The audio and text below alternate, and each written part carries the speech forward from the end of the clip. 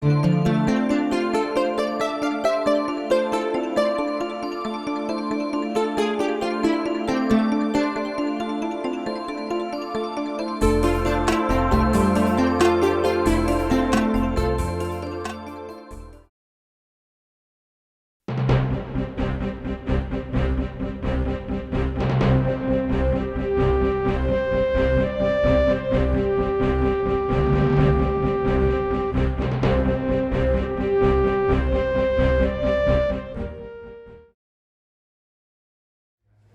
behalf of the League of Women Voters of Manatee County, I welcome you to our program today. We're real excited about the turnout today, and we apologize greatly for running out of food, but we did not estimate a crowd this big. We're so glad to learn that so many people are interested in this subject. Today we're going to talk about an energy source that is currently underutilized. The sun. While our Sunshine State is ranked third in the nation for rooftop solar potential, it ranks only 14th for solar equipment installation. However, the ballot initiatives last election, approved by the voters in August, opened more doors for citizens to install their own solar energy equipment. So we now have more options for green energy while saving homeowners money. To encourage this growth and make installation easier and cheaper, solar co-ops are forming around the state. Our guest speakers today will help us understand more about solar installation today. At this time, I'd like to turn our program over to our League of Women Voters Chair of the Natural Resources Committee, Alice Newline, who also does double duty as secretary, and she will introduce our speakers. Then after their presentations, we'll have questions from the audience.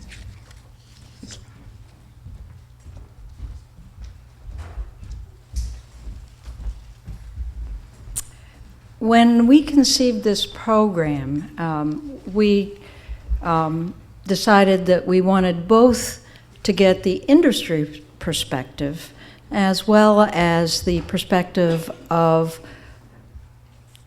a solar co-op that went through the entire stages from beginning to end of selection, bidding, and installing solar equipment on residences. So today we'll have two speakers, and our first speaker is going to give the industry perspective.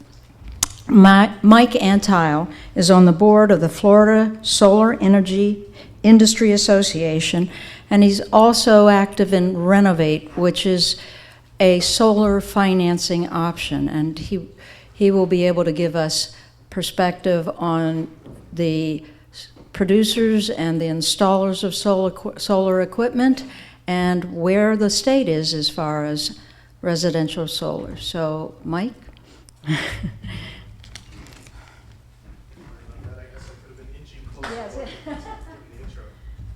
All right, hey everybody.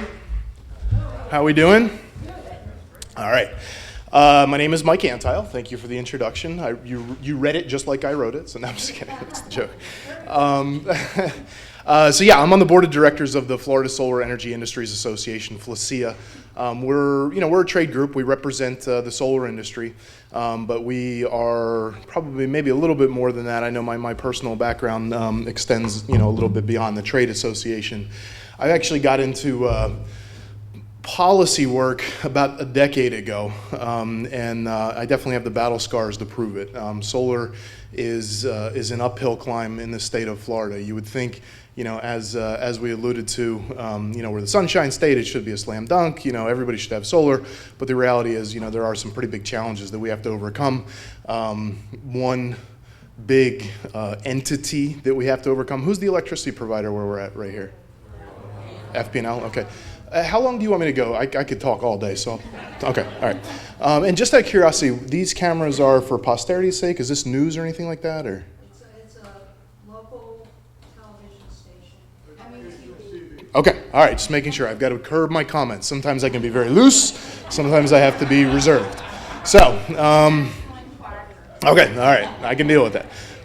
Yeah, I actually have a day. You see, there was many years where all I did all day from morning till night was advance policy, and so I could be completely unreserved in the things that I said. But now I actually have somebody that signs my paycheck, so I don't want to drag them through the news saying that FP&L is a terrorist or anything like that. So, but yeah, we do have some pretty big challenges that we've come up against, and all y'all, I'm assuming everyone here, the League of Women Voters is easily one of the best partnerships, from the solar industry that we have ever entered into, ever been part of. We are, undescribably grateful for the partnership with the League of Women Voters. I, have been following kind of the group's activities for many years. One of my mentors in solar is a guy by the name of Dr. Roger Messenger, and he's active in the League of Women Voters over in Palm Beach County, which is where I grew up professionally. And I got to kind of learn about how y'all operate and how they act, and I'm really impressed. Was everybody here involved in Amendment 1 in some way, shape, or form? Just out of curiosity, I'm assuming all y'all were. What's that? You voted. Okay, well, that's a step in the right direction. And you probably explain, I know it sounds like it's good for solar, but it's actually bad for solar. Trust me on this, to like all your neighbors and friends and so on. So that, it's funny, if you know that, and that, Amendment 1, that really is a microcosm of kind of what we've been up against for, like I said, the past 10 years that I've been involved in this. I think that was probably more aggressive than we've ever seen, more kind of nefarious, a little bit underhanded than we've ever seen from the utilities. I mean, essentially masquerading as if they were trying to help solar when the reality is they were trying to destroy solar. Now, just out of curiosity, and by all means, yell it, except for the guys from Solar Direct, you can't say anything. Do you know what would have happened if Amendment 1 passed? Does anybody know what mechanism would have been under attack? I'm just curious. Okay, good. Net metering, that's exactly right. So net metering is the ability to essentially deliver excess electricity to the grid.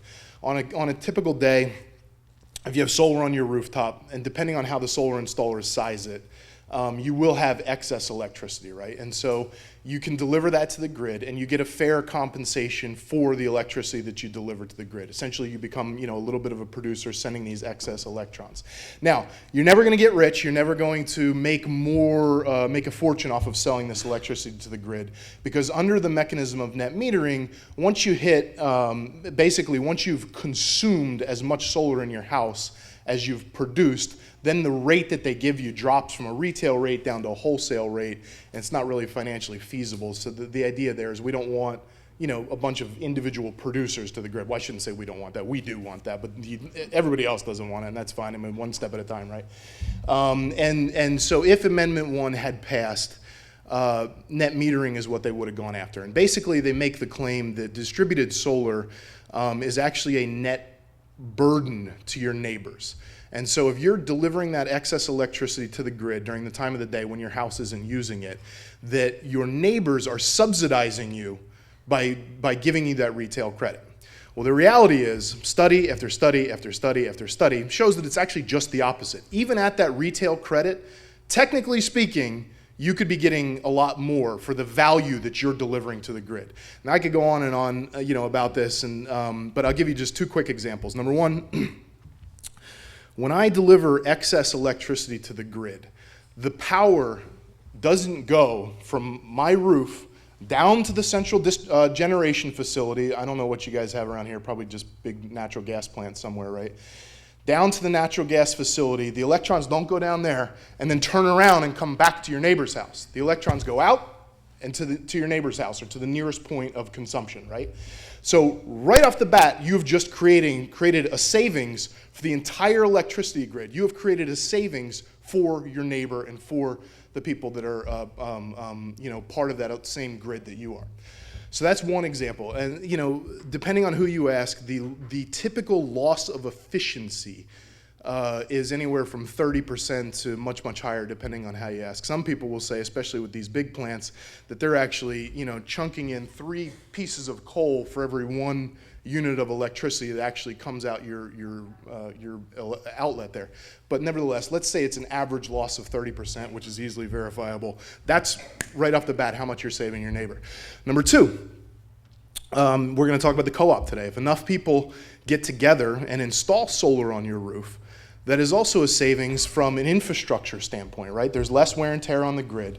And when they build these new plants, like I don't know if you've heard of what's called a peaker plant, right? A peaker plant are basically giant, jet engines that they turn on, and at 4 o'clock in the afternoon, when the peak demand is high, when everybody's got their stoves running and their washer and dryer and their air conditioner is humming along, and that peak demand is hit amongst everybody on the grid, they turn on these peaker plants and you got enough power, right? So when they build those peaker plants, though, here's the important point. When they build the peaker plants, when they build the regular base generation facilities, we all pay for it. It's a socialized thing, for lack of a better term. We all chip in to pay for those peaker plants. Also, don't forget, every plant that they build, the utilities make a profit on those plants. So there is a motivation for them to be building new infrastructure, to be building new plants.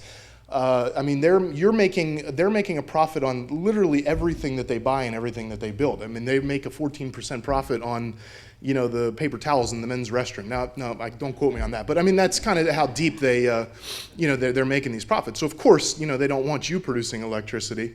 The point is, if enough people have solar, all of a sudden there's less of a need for that peaker plant to be built, and that is a savings that is passed on to all of the ratepayers. So there's several more examples, peak shaving, and kind of some more technical stuff that I'll spare you. But suffice it to say that the assertion that net metering is a burden to fellow ratepayers is simply false. Net metering is a benefit to your fellow ratepayers. So if you have solar on your rooftop, your neighbors owe you a thank you, other than the retail rate you're going to get.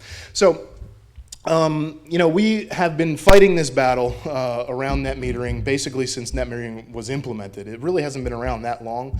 The state had a program in 2008 is when they started. And ever since then, that has really become the backbone of solar in the state. If you are a homeowner and you're about to put this on your roof, part of the calculation that the solar installers will show you is, what is the ROI going to be, and where does net metering fit into calculating that ROI? When it is under attack like it was last year, or when it might actually even be changing like they were proposing, all of a sudden, when you're doing that financial calculation, it becomes a little bit more difficult.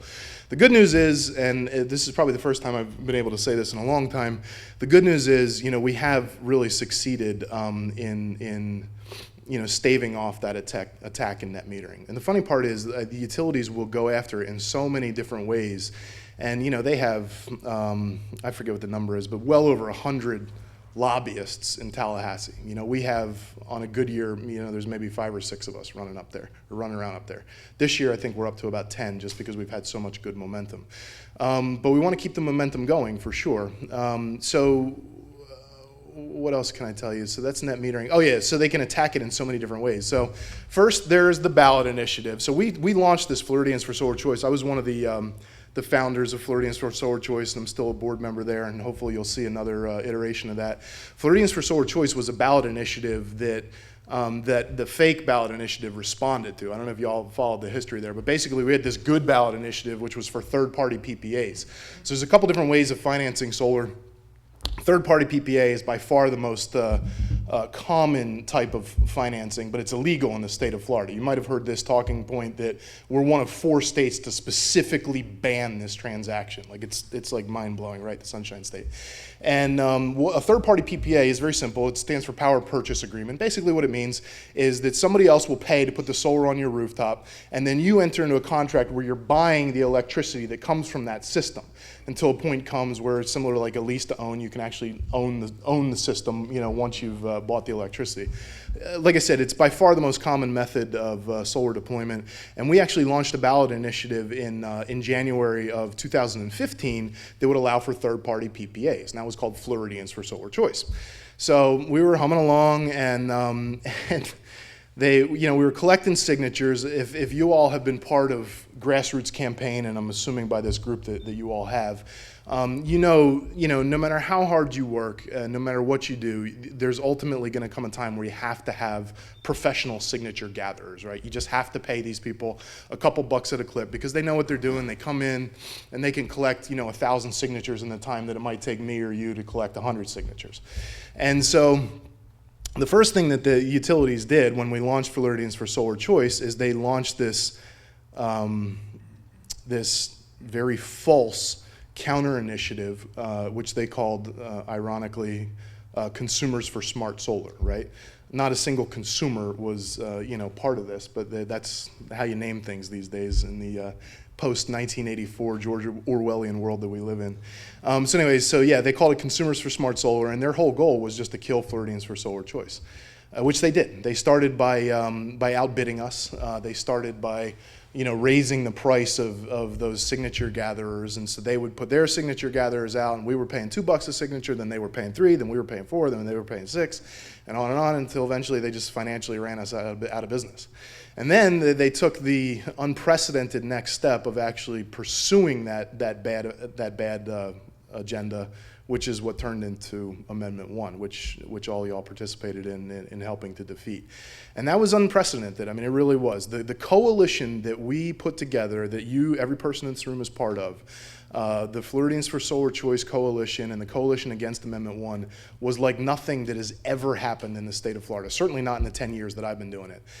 We had, you name it, and we had it. We had the businesses, the retail federation, the big box stores, the Publixes, and so on and so forth.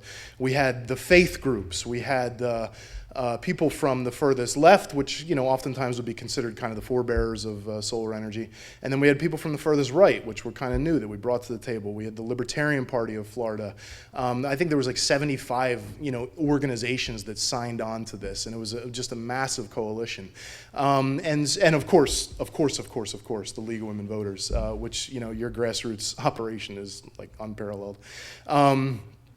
And we fought, and it was actually a good win. So my takeaway, and I know I'm kind of all over the place because I could talk about this stuff all day, but my takeaway is, let's not let the momentum die. There is a lot of good legislation that's out there this year. You might remember Amendment 4 in the August primary, so we still have to implement Amendment 4.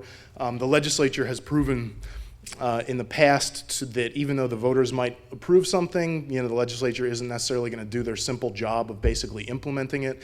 The Amendment 4, for those of you who don't know, what Amendment 4 did is it creates a tax exemption for commercial facilities. So this roof, for example, this isn't a person's house, this is a commercial facility in some way, shape, or form. If we put solar on the roof, there is a tax that would be incurred. There is either a tangible personal property tax, which is if somebody else, a third party owns the system and leases it. The PPA is illegal, but the third-party lease is legal. Then they're subject to a tax, or there's just a simple property tax that goes on it, right? And so we created a residential exemption for solar. In other words, if you put solar on your rooftop, you're not going to be taxed. The property appraiser isn't going to come out and say, okay, your house is now worth $20,000 more, and now you owe taxes on that amount. There's an exemption for that, right? But even that was like in this legislature, which you would expect, tax exemptions are a good thing. Growing businesses are a good thing. But even that took us. It was in the 2008 election that the voters passed it, just like they passed Amendment 4 in this August election, but the legislature didn't actually implement it until 2011. So it took them 3 whole legislative sessions to just do their job and rubber stamp this thing that the voters approved, overwhelmingly. So the reason I say that is even though Amendment 4 was a big victory for us, there is still the implementation that has to take place, and if you can be part of the legislative process this year, it would be helpful. The good news is we think that that's going to go through. There's not any major roadblocks. What you would see, though, interestingly, is I was talking about the different ways that they would attack you. So there's through the legislature, through the ballot, through the Public Service Commission, and then, of course, in the eyes of the public. And that's an important fight that League of Women Voters and our grassroots groups, actually pushing back on the negative sentiment the utilities are putting out in the public for rooftop solar. The Public Service Commission is where we expect the next line of attack to come from. Gulf Power is changing their rates, and some of the other municipal utilities are changing their rate structures to penalize solar users. And the Public Service Commission is where that fight would play out. And so what we were afraid of, but we don't think is going to happen, is essentially the utilities would take Amendment 4 and they would insert like a poison pill inside of it, and something bad for net metering. So they'll say, well, look, okay, we'll give you your tax exemptions here, but we're going to put in this little thing here that's going to direct the Public Service Commission that they need to take a bite out of net metering and so on and so forth. So it's it requires agility and really staying on your toes, but it requires the grassroots work that you guys are doing, and it's phenomenal. So keep up the momentum is my key takeaway. I'm probably better at question and answer because I can get into anything real specific with y'all. Oh, one more thing, and then I'll hit my limit here. So the different types of financing. A solar lease is possible, right? The third party can put the system on your roof, but what you cannot do in the state of Florida today is purchase the electricity that comes from that system. That's the third party PPA that we talked about. The third party can put the system on your roof, and they can go, well, hey, whatever the byproduct is, we don't want to know about it. That is allowed today, which is, equally ridiculous the way the laws work. And that's a solar lease. You can lease the equipment, and that is legal today. But again, that third party would be subject to a tax, which hasn't been lifted yet, which will after this legislative session. Another way of financing is PACE. And that's actually my day job. I was alluding that I do have a day job, and I do. We put in the PACE legislation in 2009. We were very excited, when that went through. It's been pretty slow to kind of take off in the state, to be honest. Each one of the counties has got to approve PACE providers, and they have to approve their own resolution or their own ordinance, basically, to allow a PACE operation to exist. Just by a quick show of hands, does everybody know what PACE is, or should I talk about that? Oh, nobody knows. Oh, okay, good. Well, hey, that's my job. So anyway, yeah, we put in this legislation in 2008, and it's been a while. So I just started working with this company to help them basically get in front of different governments. PACE stands for Property Assessed Clean Energy, and basically it is a way. The best way to look at it is the investment in the solar is tied to the property more so than the individual. So, if you were going to buy solar, you might be subject to credit check, you might be subject to, the income and so on and so forth, the income verification, just like normal, whatever you're buying.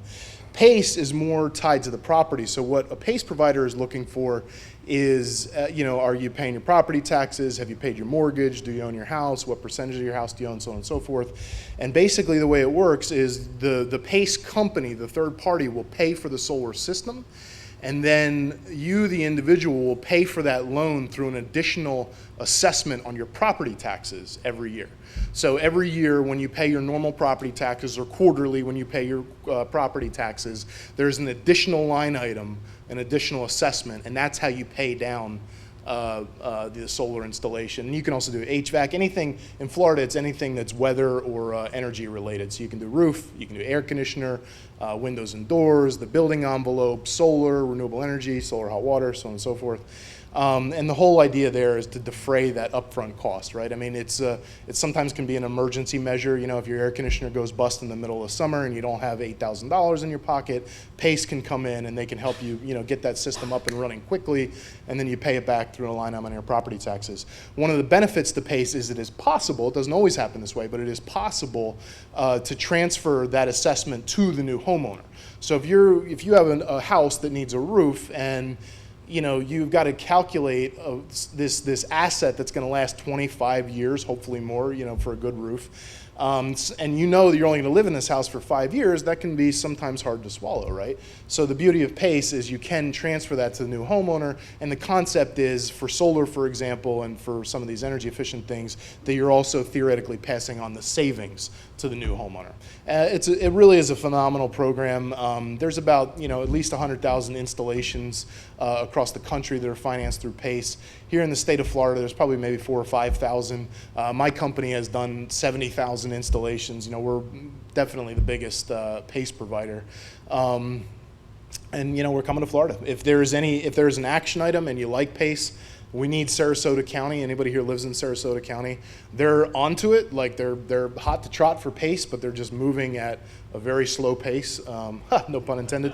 So if you live in Sarasota County, you know, call the commissioner, send a letter. They've been telling us that they haven't heard a lot from residents or businesses, so it'd be helpful to let them know you're interested. Manatee County is also interested. They're waiting. I think they're hiring a new CFO here in the county, so they're going to wait until that person is in their seat, and then they're going to introduce a program. But last I talked to her, she wanted to have something going by hurricane season, so that's coming pretty quick. So I would say if you live in Manatee County, you know, put a call into your commissioner, to one of the staff down there, and just say, hey, I heard you guys are talking about PACE. I think it's great, and you know, I support it, and so on. Anyway, look, I could go on and on. If you have some really detailed questions or any questions about solar policy, I'd love to answer them, and I will stop. Okay? Thank you.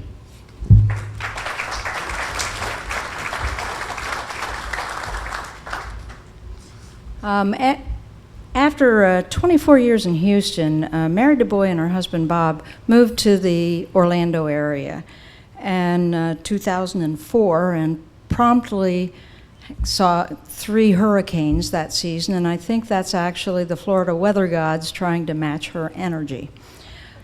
She's an avid volunteer for the League of Women Voters of Orange County in the Water and Land Legacy Campaign of 2013, and she serves as the Solar Energy Chair for the Florida Federation of Gardens.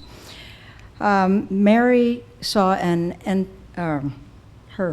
an NPR story about a woman in the Washington, D.C. area who had started a solar co-op, and that piqued her interest. She was very interested, so in 2015 she started the Florida's first solar co-op, and since that point, solar co-ops are taking off in Florida like wildfire, and Mary's been helping fan the flames. So I know if you're here, you're curious about residential solar power, and yet to do it individually, that task of, you know, selecting the vendor, are you getting the right product at the right price, can be daunting. And solar co-ops are a way to cut through all that and get a lot of reassurance at a very good price. So Mary's here to tell us about how the League of Women Voters is working to greatly expand the use of solar, and her experience with starting the solar co-op in Orlando area. Mary?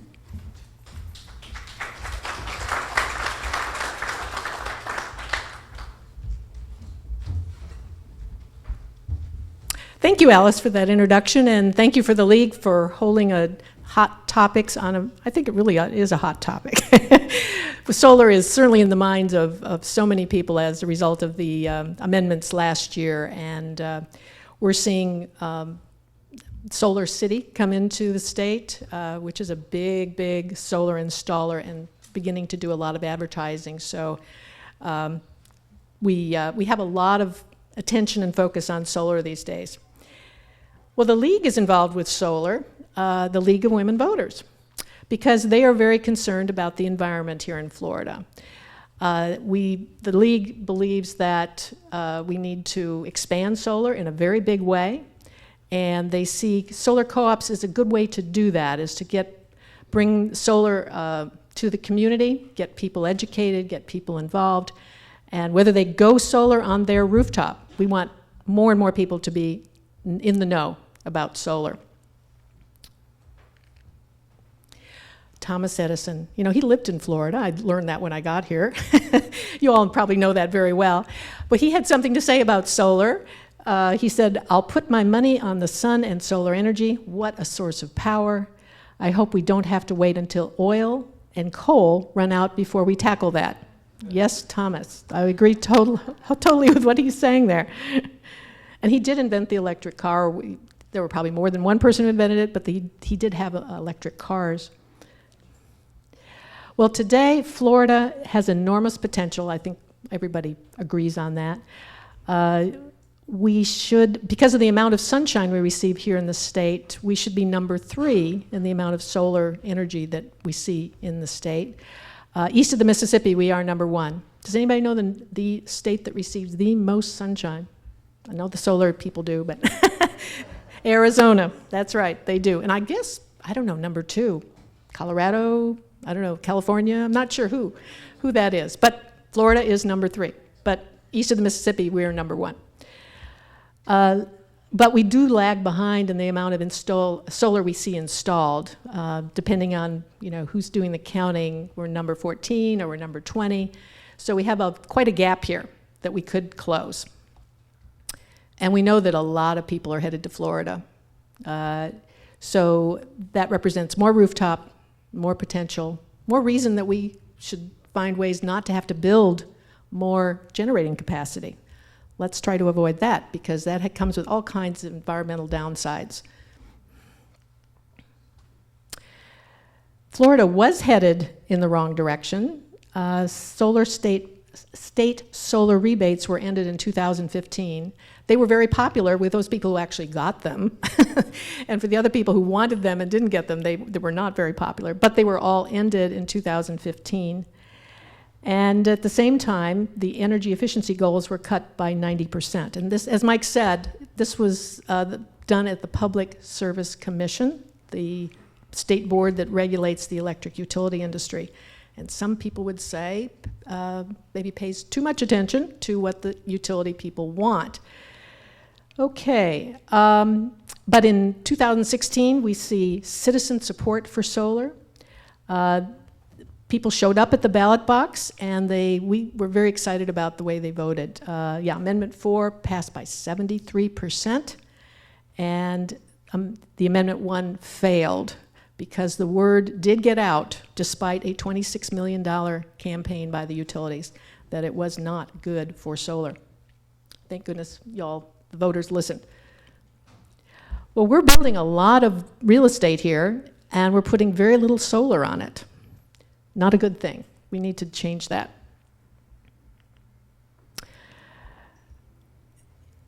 We get a bad grade if you're a teacher. F is not a good thing.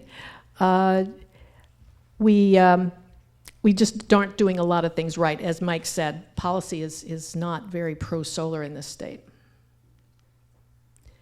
So we're going to look around to ourselves to change that. We can do some things in our own communities to take solar into our own hands. The two barriers that customers, consumers, homeowners face, the biggest barriers to going solar, is they're not sure about what is the technology, what is it going to look like on my house, and the price.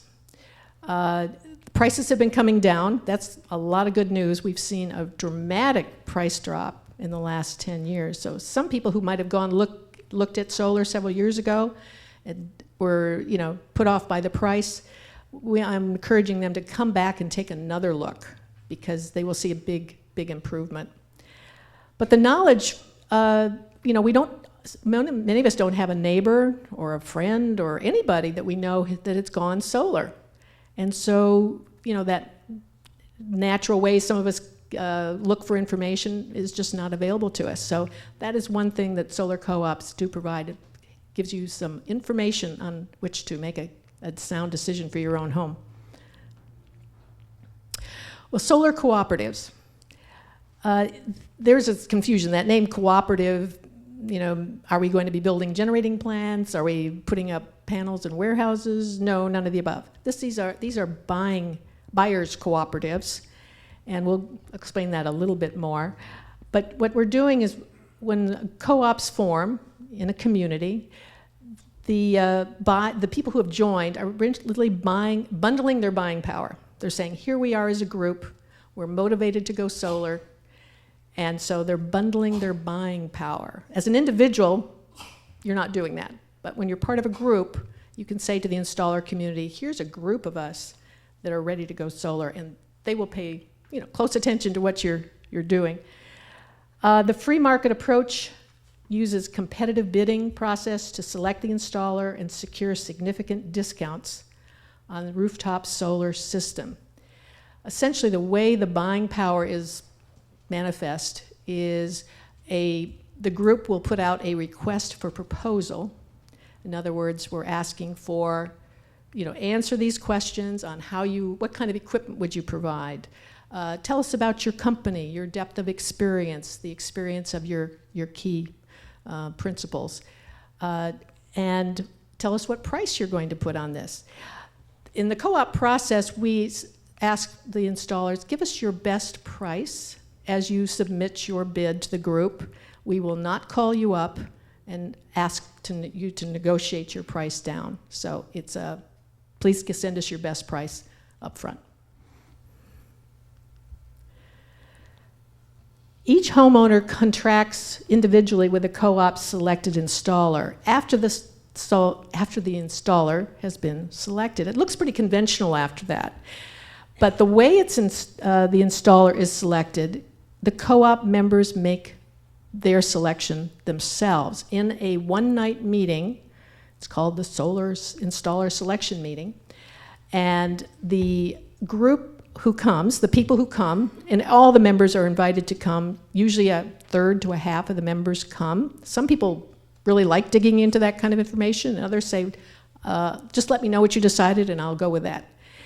But for the people who do come, they're presented with a spreadsheet with all of the information from all of the bids, and that has been assembled by the facilitator, and we'll go a little bit more into that, who's actually doing that process. But the co-op members have a chance to ask many, many questions because a lot of them are just new to this whole idea of solar, and they have an opportunity to get lots of questions answered. So at the end of the evening, a selection is made and one installer is selected to work with the entire group. There is no obligation for members to sign the contract, so it's really a risk-free exercise.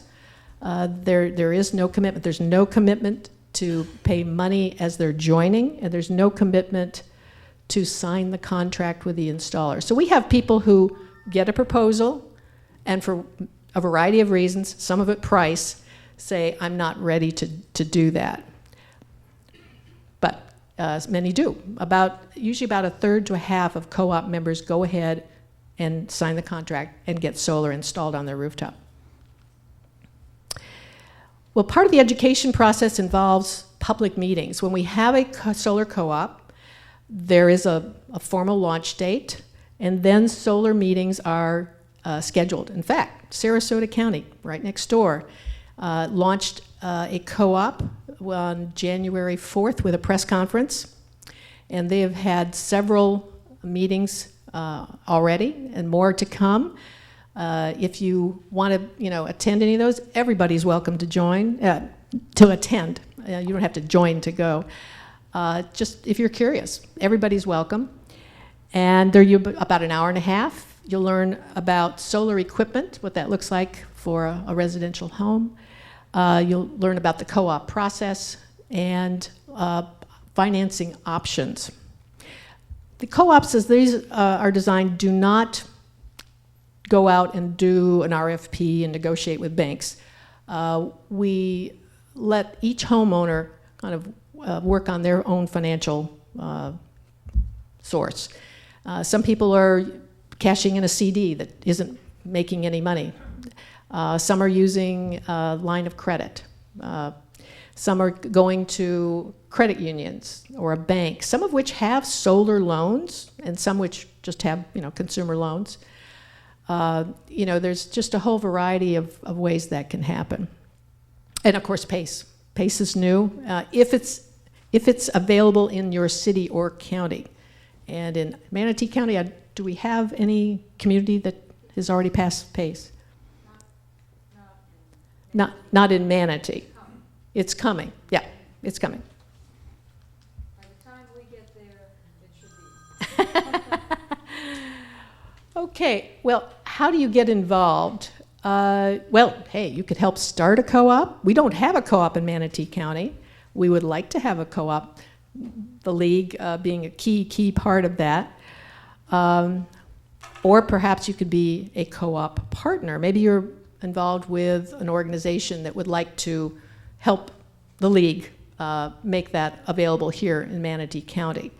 In Sarasota, we see the Sierra Club as local partner, one of the Unitarian churches, a teachers union, and I know there's some other partners, and I don't remember what they are, but a whole variety of community organizations can be local partners. That's another option. Local partners are not obligated to spend money, but they are asked to help spread the word, to tell the community that the co-op is here, that it's available, that come to a meeting, check it out, look into it, and see if this is your time to go solar. It may or may not be, but come and learn. That's what we want really everybody to do. Oh, here's some examples of co-op partners. As League is taking a big role in getting these co-ops started in their communities, and we see that in Orange County. St. Pete was the very first co-op that got started last summer. Space Coast and Sarasota. Those are the co-ops that have launched so far. This spring you'll see Alachua, which is the Gainesville area. Probably Palm Beach will come in after that. We see counties getting involved as local partners, or sometimes as funders. Broward County is a funder, Orange County. After this slide was made, we saw Miami-Dade come on. They have they are helping to fund a full-time position dedicated to their county only to do 4 co-ops in Miami-Dade, thanks to a Mayor Stoddard who's quite active on sustainability. We see city governments becoming partners, City of Orlando, Rockledge Gardens, City of Satellite Beach. So, for instance, obviously, City of Bradenton could become a partner. The Florida House Institute in Sarasota is taking a strong leadership role in the Sarasota co-op. Gulf Coast Community Foundation is both a partner and a major funder. They have donated $30,000 to help this project, this program get started all around the state. So we thank them for that. UU congregations have been involved, and but all churches, faith groups would be very welcome to become partners. Well, we see universities, UCF, Barry Law School, and my garden club, and I'd love other garden clubs to get involved. I need to work on that. So these are just examples. It's much wider than this, the potential. So it's the imagination can take us far away from more and more partners. Well, why do these co-ops? They are serving 2 functions. They are helping educate the community, not just people who do get the solar on their homes, but really many, many others who come to the meetings, who read the website. There is a listserv that is run by flsun.org, the nonprofit, which is, and Alice is going to hand out a sheet.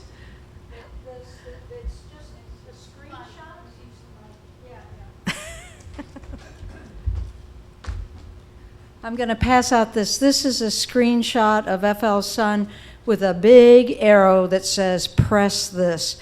When she says listserv, some of you might not know what that means. It's a Google group. You can choose to get the newsletter that comes out once a month or get notified of things. You can always go off it, but I encourage you to go on it because, we're really hoping we can start one here starting January of 2018. If we have the interest through here of you signing up that you want to hear about solar, then we'll know who to contact.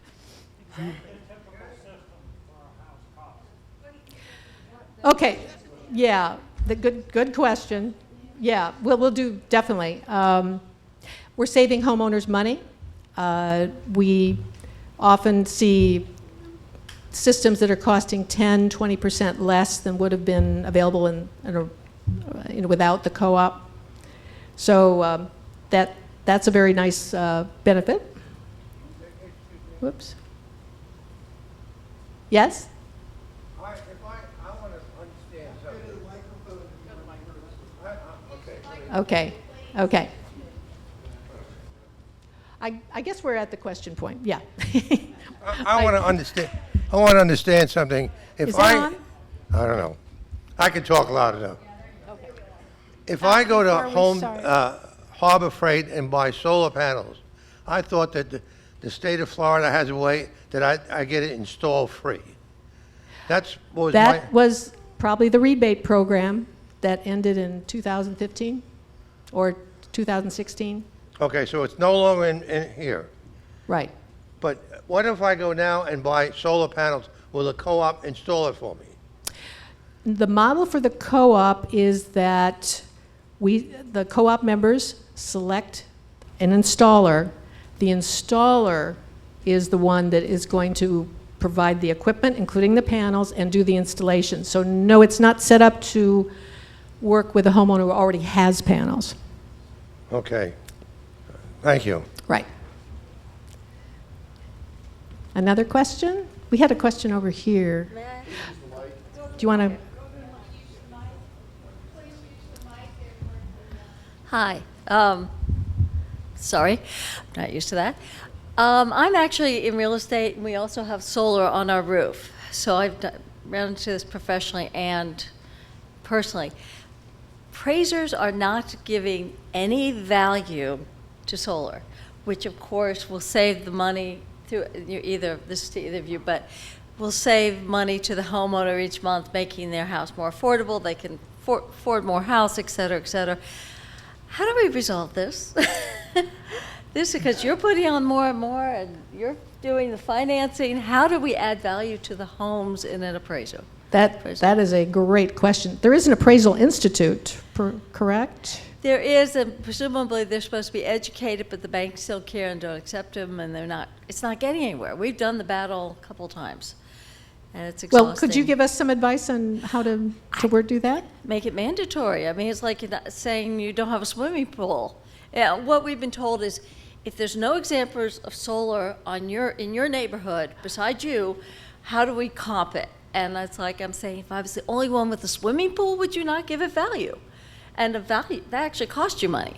So I'm open to thoughts, but I think this has to be part of your grassroots everywhere because it definitely devalues your home if they don't consider it.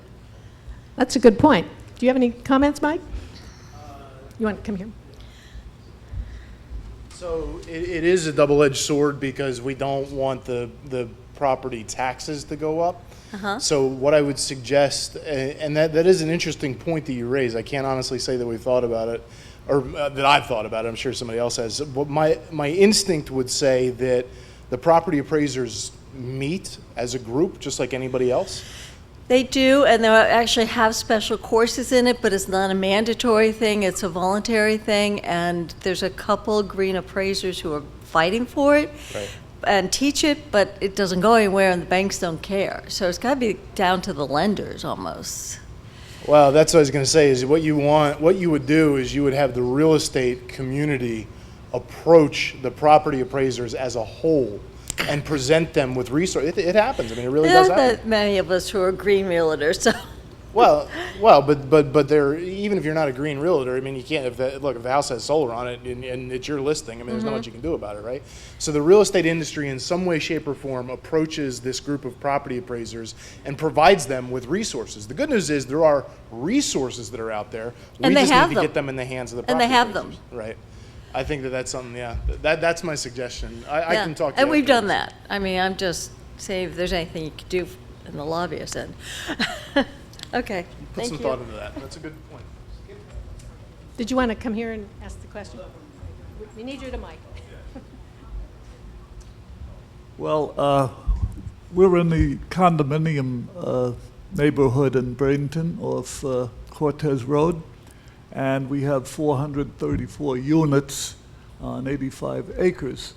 And I'm wondering about the feasibility of even attempting to have the neighborhood under solar, because as you know, we're under a lot of state regulation 718, you need this to be passed by X amount of people. It's kind of complicated. So my friend Pete and I were just wondering, how would we go about even starting that, or how to find out how we could proceed? We do have solar panels on our clubhouse that supplies heat for the pool, which is now at least 30 years old.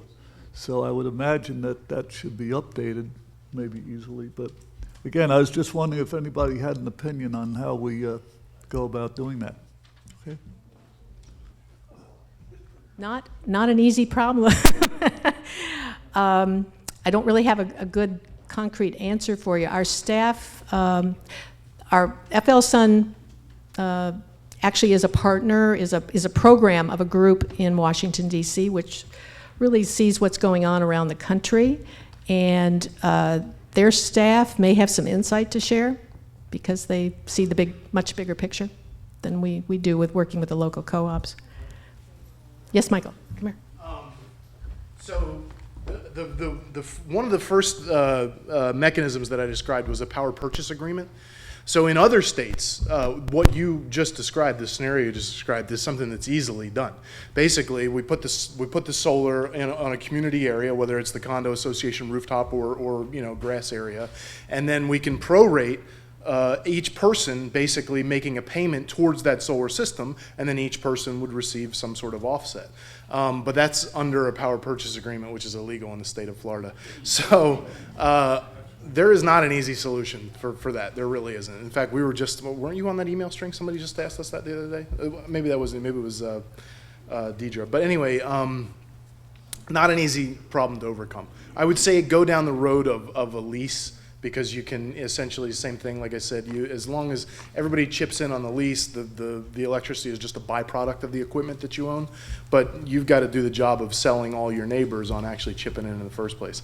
Not impossible, but definitely not an easy lift, unfortunately. And talk to your solar contractors about that one. Could you get to a mic? There's someone. Oh, okay, why don't you come on up and we'll take this question. I have solar on my home in New York, and after the rebates and credits, it was about a 7-year return on my investment. So my average utilization, after 7 years, I get free power for the rest of my life. And I'm wondering where that break-even point here is in Florida. What do you see on average? Well, installers are estimating that type of payback. It depends on where you think electricity prices are going, how fast they're increasing. So if they're increasing at 3-4% a year, that's the kind of payback period. If not, it's going to take a little longer. Thank you. I have attended some of the home shows down in Sarasota and over here across the way in the Bradenton Convention. I think a couple of years ago, there was a booth there advertising the batteries to go with the solar system, the Tesla power wall. Those are quite expensive. But where we are subject to hurricanes here, it comes down to a choice that we are currently making in our house, whether to buy an expensive generator or to wait a little while until the price of those batteries come down and the price of the solar system comes down.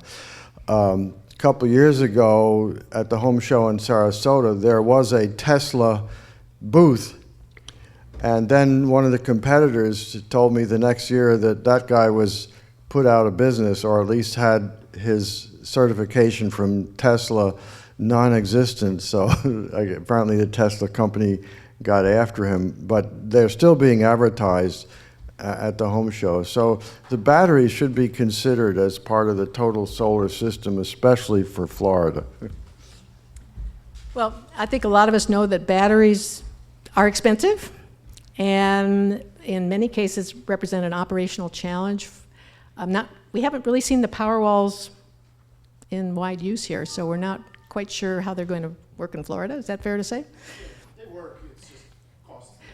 It's quite expensive, yeah. So you have to say, you know, how much is it worth it for me to have electricity for this many days or hours? How much am I willing to pay for what could be a very rare event?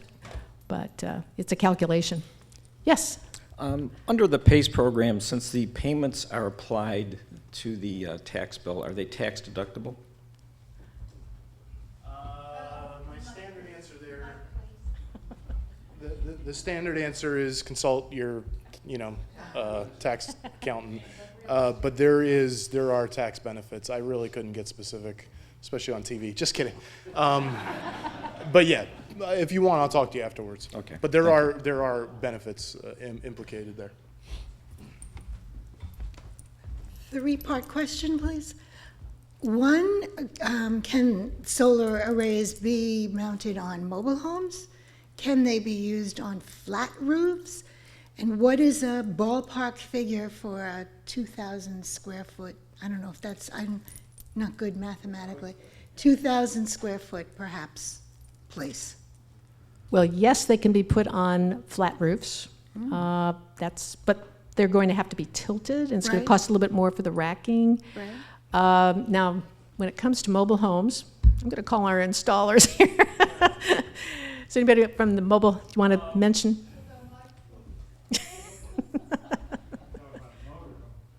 Right, motorhome.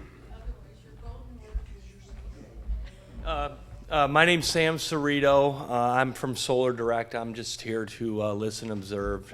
Basically, with the motor home Not motor. or a trailer home, we would have to check the insurance and make sure that the wind, you have to have special wind rates, 150 miles an hour. So I've never been asked that question. I don't know if you have. I've seen it. I've seen them. They do exist. Yeah. They do exist, but we can absolutely give you a price. As far as square footage homes, what we like to do as installers, it's the power bill. How much are you using? Because you could have a 2,000 square foot home. I have one as well. You could be running air, you're heating your pool, kids are over. So I like to say if you want a proper price, just provide your power bill to whoever you guys choose to install your product and go from there. That's how you're going to get an honest, truthful price. Okay, thank you. And I'd recommend whether you go with a co-op or not, get multiple bids, because you'll see a variety of prices for the same equipment. My question is, once a co-op is established and people were educated and they go out with the contractor and they purchase these individual units, does the co-op end? Is it all of a sudden you have to wait for another co-op before you can get into a program of this nature? Well, co-ops do have a beginning, a middle, and end in their window for joining. For instance, in Sarasota, they started January 4th. I believe their end date, I think, is about May 1st. May 1st. So there is a window. Let me just say, though, they're inclusive in the way they operate. For instance, if someone in Manatee County, which is next door to Sarasota County, wanted to join their co-op, they could. So even though it's called the Sarasota County Co-op, yes, you can go online today. And that's how you join, is online at flsun.org. And make sure you make it to the co-op page that you're interested in. Don't just stay on the home page, get to the co-op page. Each co-op has its own page. So did I answer your question? Sarasota will end, and we're just new in this program. We don't know how soon it will be that we'll come back to Sarasota County. We don't know that. They do come back. Community Power Network, which is the program running the state program, has experience in Virginia, West Virginia, Maryland, and Ohio. And they do come back to the same communities. But again, right now, today, it's hard to say, is that going to be in a year, or we don't know. We just don't know. But if we have a co-op here in Manatee County, people who, for whatever reason, didn't get in on the Sarasota one, they could be invited. They could come and join this one. So we're pretty flexible. Hillsborough will probably have a co-op maybe before this one, probably. So there is that opportunity to join a nearby co-op. Yes? This thing's on? Yeah. I see a very affluent-looking group here that I think doesn't realize that they're trying to get cheap electricity at the expense of poor and middle-income folks who, through their taxes, increased taxes, and increased electricity bills, pay all this largesse in terms of grants and stuff. So I'd like to ask a question that I wrote down. If I go out this afternoon and buy a new car, why should I expect my neighbors or my new friends in this room to gift me 30% of the purchase price?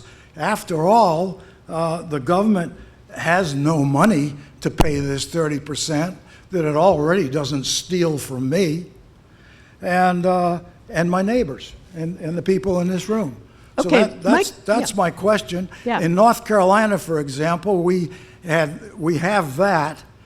We had a 35% gift on top of that, which we abolished a year ago, and I would be hoping that Floridians would want to abolish similar gifting in the future. They already have. Florida actually doesn't have but 2 very tiny incentives. Yes. We're almost out of time, so if you'll let her answer your question, that'll be probably the end of the program. Thank you. Right.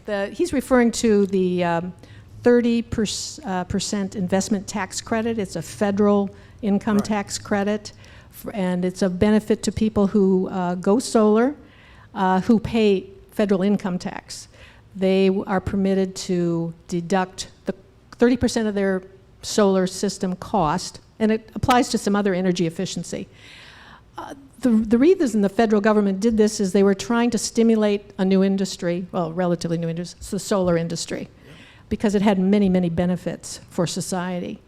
That actually was extended last year because the people in Congress did some heavy-duty negotiation and decided to continue trying to improve or incentivize this industry.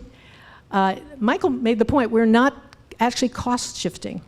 The utilities talk about cost shifting, that because you might be a solar owner and are getting net metering, that you are getting a benefit that is unfair.